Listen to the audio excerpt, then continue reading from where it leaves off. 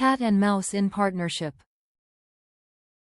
A certain cat had made the acquaintance of a mouse, and had said so much to her about the great love and friendship she felt for her, that at length the mouse agreed that they should live and keep house together. "But we must make a provision for winter, or else we shall suffer from hunger," said the cat, "and you, little mouse, cannot venture everywhere, or you will be caught in a trap some day." The good advice was followed, and a pot of fat was bought, but they did not know where to put it. At length, after much consideration, the cat said, "I know no place where it will be better stored up than in the church, for no one dares take anything away from there. We will set it beneath the altar, and not touch it until we are really in need of it." So the pot was placed in safety, but it was not long before the cat had a great yearning for it, and said to the mouse, "I want to tell you something, little mouse. My cousin has brought a little son into the world, and has asked me to be godmother. He is white with brown spots, and I am to hold him over the font at the christening.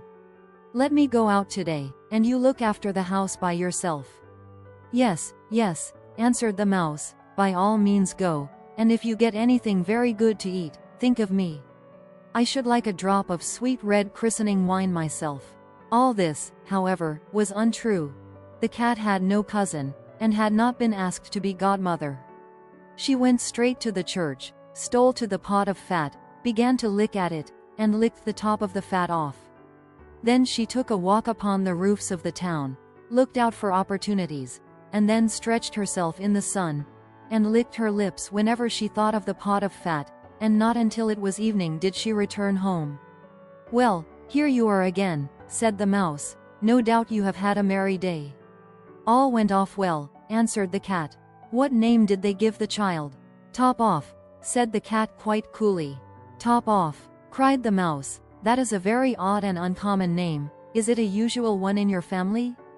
"What does that matter?" said the cat. "It is no worse than Crumb Stealer, as your godchildren are called."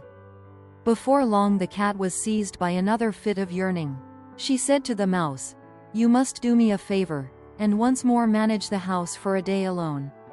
I am again asked to be godmother, and, as the child has a white ring round its neck, I cannot refuse." The good mouse consented, but the cat crept behind the town walls to the church, and devoured half the pot of fat. "Nothing ever seems so good as what one keeps to oneself," said she, and was quite satisfied with her day's work. When she went home the mouse inquired, "And what was the child christened?" "Half done," answered the cat. "Half done? What are you saying? I never heard the name in my life. I'll wager anything it is not in the calendar." The cat's mouth soon began to water for some more licking. "All good things go in threes," said she. "I am asked to stand godmother again.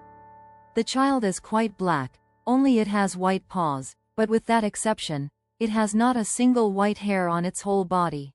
This only happens once every few years. You will let me go, won't you?"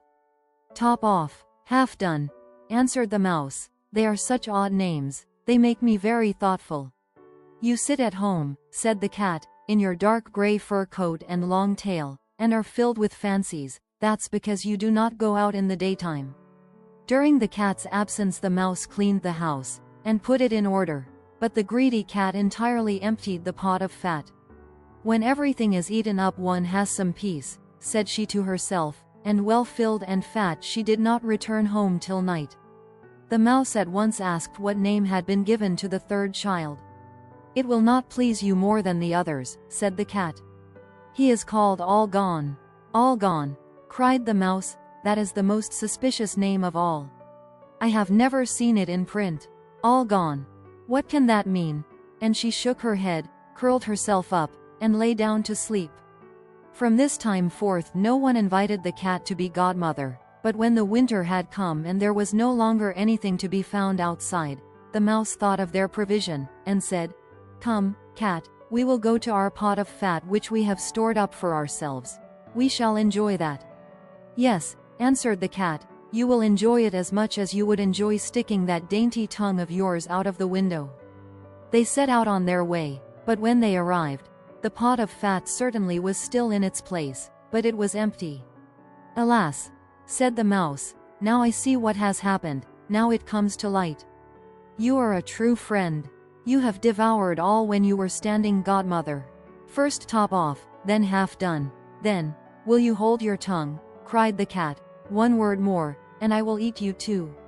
All gone, was already on the poor mouse's lips.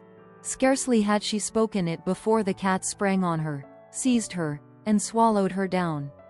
Verily, that is the way of the world.